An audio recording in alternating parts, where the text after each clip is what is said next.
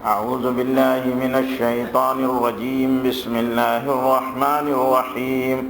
والطور وكتاب مسطور في رق منشور والبيت المعمور والسقف المرفوع والبحر المسجور إن عذاب ربك لواقع ما له من دافع يوم تمور السماء مورا وتسير الجبال سيرا فويل يومئذ للمكذبين الذين هم في خوض يلعبون يوم يدعون إلى نار جهنم دعا هذه النار التي كنتم بها تكذبون أفسحر هذا من أنتم لا تبصرون اصلوها فاصبروا أو لا تصبروا سواء عليكم إنما تجزون ما كنتم تعملون إن المتقين في جنات ونعيم فاكهين بما آتاهم ربهم ووقاهم ربهم عذاب الجحيم كلوا واشربوا هنيئا بما كنتم تعملون متكئين على سرر مصفوفة وزوجناهم بحور عين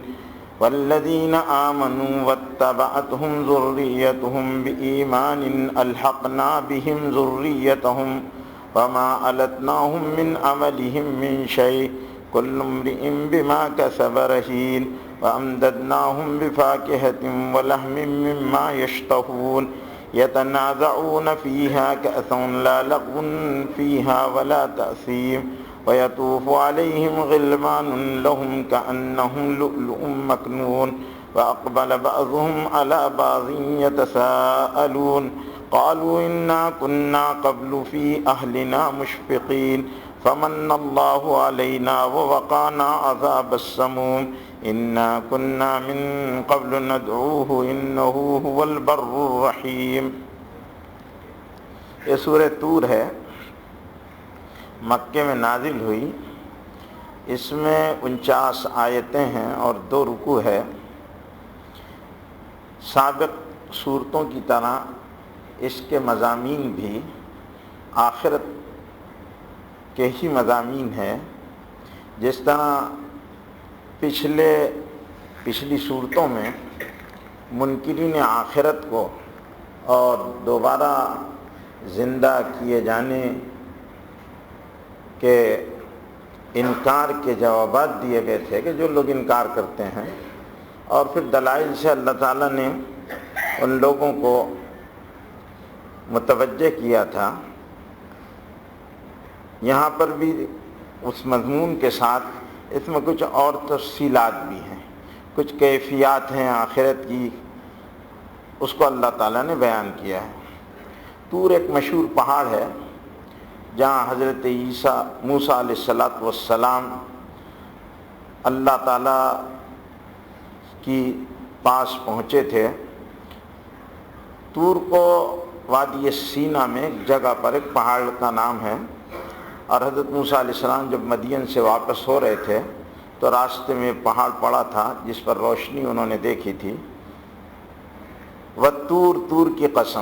قسم کے تعلق سے تو بار بار یہ وضاحت کر دی گئی ہے کہ قسمیں اللہ کیوں کھاتے ہیں، تو وَالطور کی قسم، وہ کتاب مستور اور لکھی ہوئی کتاب کی قسم، فی رق منشور، کشادہ ورقوں میں، والبیت المعمور، اور بیت معمور کی قسم، والسقف المرفوع، اور اونچی اور بلند چھت کی قسم، والبحر المسجور، اور بھرے ہوئے سمندروں کی قسم، ان عذاب ربک لواقع، بلا شبہ تیرے پروردگار کا عذاب آنے والا ہے، ما لہ من دافع، اس کو کوئی ٹال نہیں سکتا، یوم تمور السماء مورا، جس دن آسمان جو ہے، یوم تمور السماء مورا، جس دن آسمان بے چین ہو کر، مور کہتے ہیں بے چینی میں حرکت تیز کرنے کو، جس دن بڑی تیزی کے ساتھ آسمان حرکت کر کر اپنی جگہ چھوڑ دے گا، وَتَصِيرُ الْجِبَالُ سَيْرًا، اور پہاڑ خوفناک طریقے سے چل پڑیں گے، فویل یومئذ للمکذبین، اس دن ہلاکت ہے جھٹلانے والوں کے لیے، الذین هم فی خوض، جو باتیں بنایا کرتے تھے، یلعبون کھیلتے ہوئے، یوم یدعون الی نار جہنم دعا، جس دن ان کو جہنم کی آگ کی طرف بلایا جائے گا اور اس میں ٹھونس دیا جائے گا اور کہا جائے گا ہذہ النار التی، یہی وہ آگ ہے، کنتم بہا تکذبون، جس کو تم جھٹلایا کرتے تھے، افسحر ھذا، اب بتاؤ کیا یہ جادو ہے، ام انتم لا تبصرون، کیا اب تم اس کو نہیں دیکھ رہے ہو، اصلوھا، اس میں پہنچے رہو، فاصبروا، صبر کرو، او لا تصبروا، نہ صبر کرو، سواء علیکم، برابر ہے تم پر، انما تجزون، تم کو سزا دی جا رہی ہے، بدلہ دیا جا رہا ہے، ما کنتم تعملون، جس کو تم کیا کرتے تھے۔ یہاں سے اصل میں اللہ تعالیٰ نے اس میں کئی مضامین بیان کیے۔ ایک مضمون تو یہ ہے کہ اللہ تعالیٰ نے یہاں طور کی قسم کھائی، اور طور کی قسم کھانے سے اس طرح اشارہ ہے کہ یہ باتیں جو کہی جا رہی ہے توریت میں بھی یہی باتیں ہیں، اور توریت ہی کے مضامین کو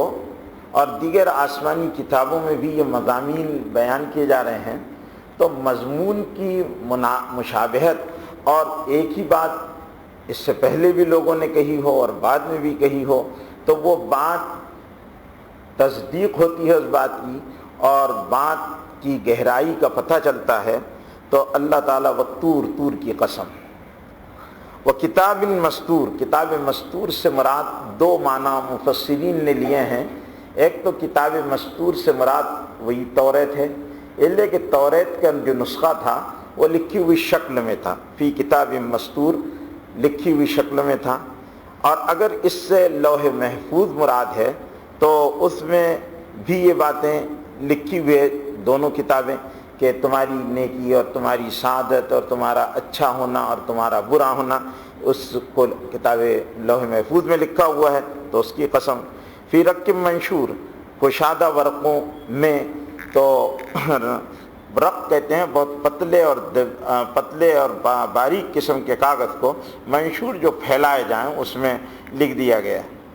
تو اس کی اللہ قسم کھاتے ہیں۔ پھر اس کے بعد اللہ قسم کھاتے ہیں والبیت المعمور، بیت معمور کی۔ بیت معمور کو بیت معمور اس لیے کہتے ہیں کہ یہ ہمیشہ آباد رہتا ہے،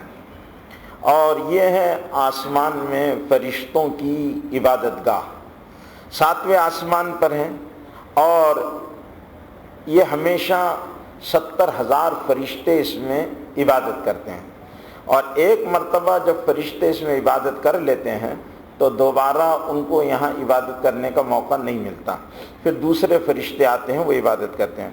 حضور اکرم صلی اللہ علیہ وسلم نے معراج کی جو حدیث ہے حضور صلی اللہ علیہ وسلم کی، جس میں انبیاء علیہ الصلاۃ سے ہر آسمان پر الگ الگ نبی سے ملاقات ہوئی، 7ویں آسمان پر جب حضور صلی اللہ علیہ وسلم تشریف لے گئے تو بیت المعمور کی دیوار سے ٹیک لگا کر حضرت ابراہیم علیہ السلام کو حضور اکرم صلی اللہ علیہ وسلم نے دیکھا یا ان کو سلام کیا۔ یہاں یہ ہمیشہ اس کو بیت معمور اس لیے کہتے ہیں کہ فرشتوں کے ذکر و عبادت سے ہر وقت آباد رہتا ہے۔ دوسری بات یہ ہے کہ یہ خانہ کعبہ کے، جہاں خانہ کعبہ ہے دنیا میں، اسی کے اوپر فرشتوں کا یہ قبلہ ہے بیت المعمور۔ اس کی اللہ تعالیٰ نے اس لیے قسم کھائی کہ اصل میں انسان جو تو عبدیت بندگی کے لیے اللہ تعالیٰ نے پیدا کیا ہے، تو تجھے تو اور زیادہ بندگی کرنا چاہیے، عبادت کرنا چاہیے۔ والسقف المرفوع،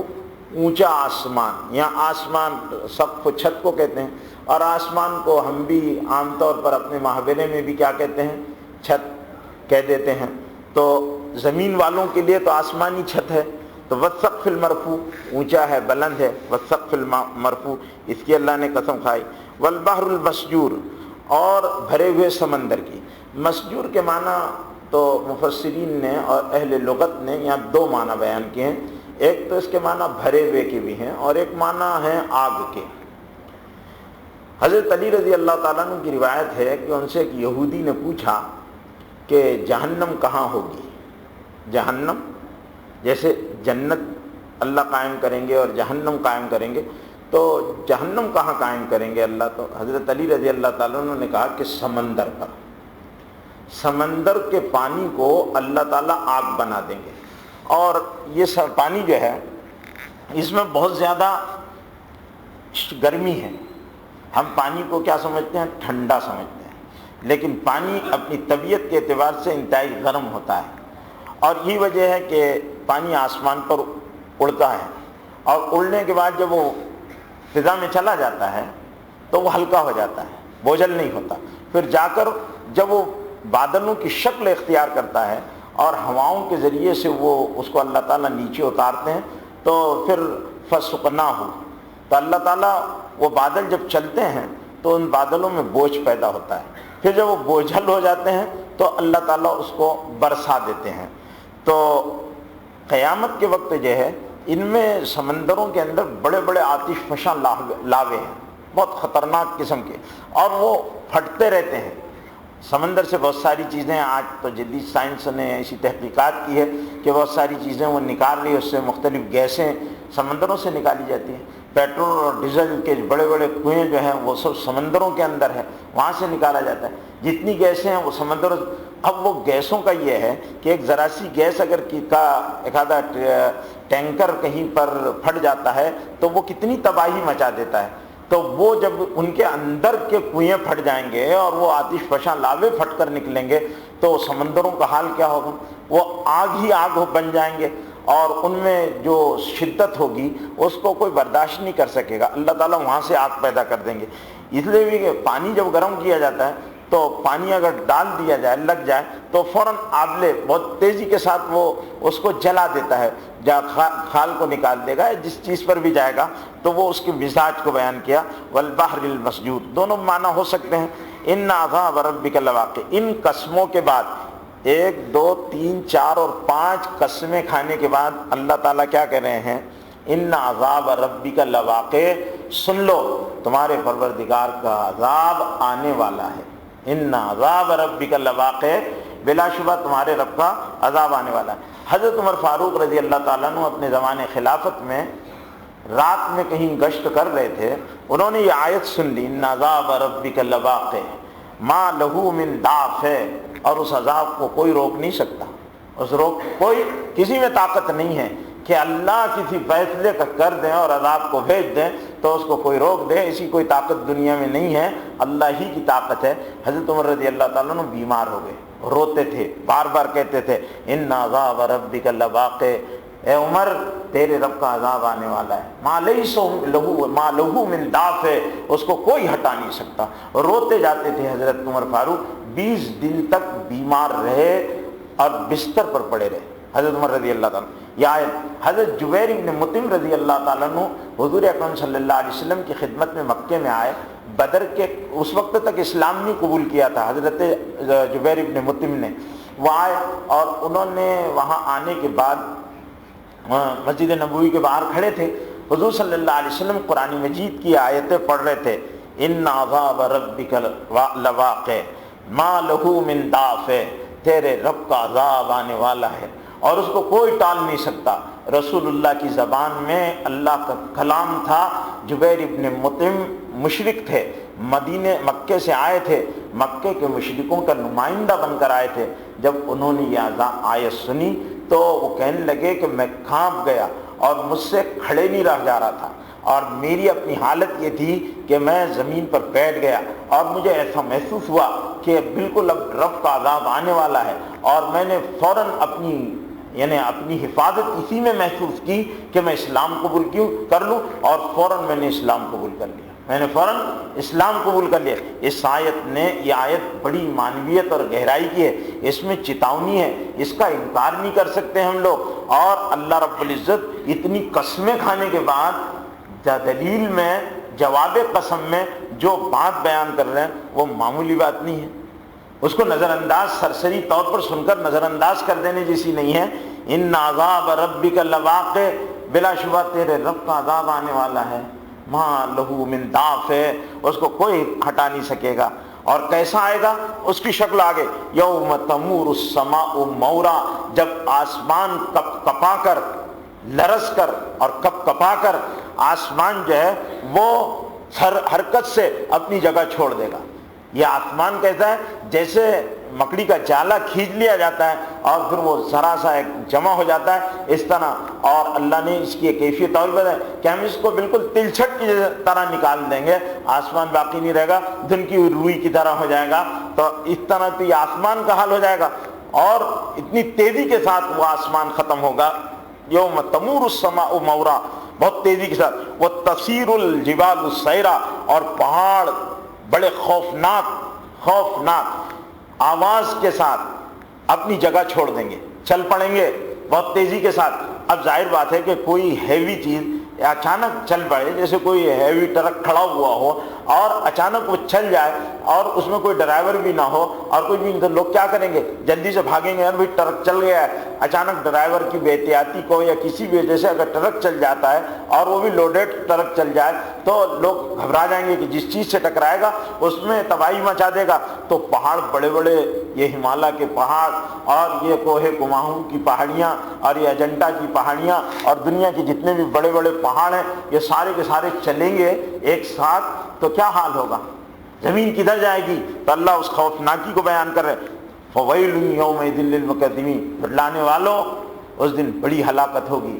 اللہ پھر یہ بھی کہہ رہے ہیں فویل للمکذبین، فویل یومئذ للمکذبین، اس دن بڑی تباہی، بڑی بربادی ہوگی جھٹلانے والوں کے لیے، الذین هم فی خوض، جو دنیا میں باتیں بنایا کرتے تھے اور کھیلتے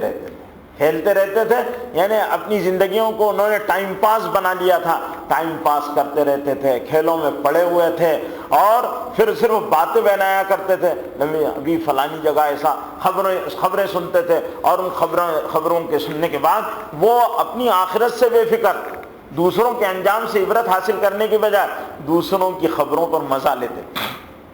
یہ جو ٹی ویوں پر بیٹھ کر اور اخباروں کو پڑھ کر لوگوں کے حالات جانتے ہیں، تو وہ اپنے آپ سے بے خبر ہیں، دوسروں کے انجام سے لطف اندوز ہوتے ہیں، اس پر تبصرے کرتے ہیں، حالانکہ وہ دوسروں کے انجام اس لیے ہوا کرتے ہیں کہ ہم اپنے عاقبت کی فکر کریں اور ہم اس میں بصیرت اور نصیحت حاصل کریں، لیکن ایسا نہیں ہوتا۔ الذین هم فی خوض یلعبون یوم یدعون الی نار جہنم دعا، اور اس دن انسانوں کو جہنم کی آگ کی طرف بلایا جائے گا، آؤ تمہارے لیے آگ تیار ہے۔ ہذہ النار، یہ ہے وہ آگ، التی کنتم بہا تکذبون، جس کو تم جھٹلایا کرتے تھے۔